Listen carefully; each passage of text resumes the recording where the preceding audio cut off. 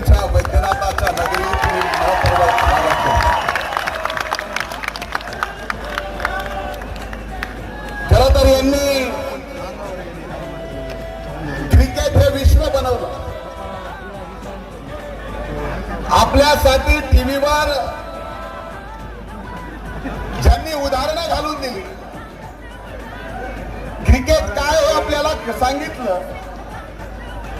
आज मला अभिमान वाटतो की मी या परळीच्या मातीशी एवढा इमानदार आहे की ज्या ज्या प्लेयरचं मी स्वप्न पाहिलं या मातीत आणण्याचं, त्या सर्व प्लेयरला इथं घेऊन आलो.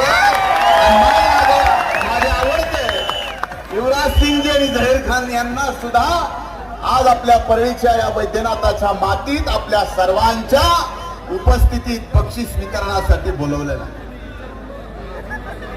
मैं क्या